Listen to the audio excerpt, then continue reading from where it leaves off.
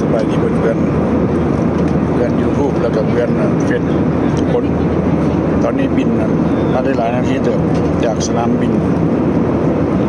อุดรธานีเพื่อจะไปกรุงเทพสุวรรณภูมินี่เป็นเครื่องดื่มแล้วก็บรรยายขนมภายใน45 นาทีตอนนี้กำลังเสิร์ฟกาแฟตอนนี้กำลังเสิร์ฟกาแฟพอโดนแล้วก็ได้นั่งการบินได้เพราะตะกี้กับการบินได้ตลอดต่อมากับเปลี่ยนการบินนะการบินอื่นๆต่างๆฮ่องกงการบินแปซิฟิกหรือว่าเอวาเอหรือว่าการบินไชน่าแอร์ไลน์ครับกาแฟน้ำตาลไม่หรือว่าการบินนานา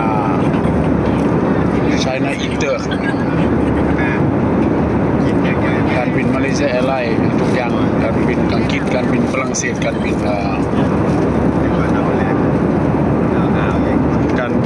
เยอรมันการบินสเปนขอบใจเด้อขอบใจก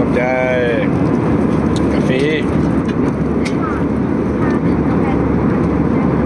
กงนี่ก็เป็นตะแพงกงนี่ขนาดเลยเอากับการบินไทยสมัยโดนแล้วก็ได้นั่งเขามานั่งวันนี้เพราะว่าเชื่ออุดรธานีกรุงเทพไม่ได้ไล่วันแอร์หรือนกแอร์หรือว่าแอร์เอเชียโอเคครับฮอดสุวรรณภูมิเลยไปถ่ายเพิ่งอีกตีมนี่บ่กินยังดิด้านดินบ่เป็นเสิร์ฟกาแฟเด้อ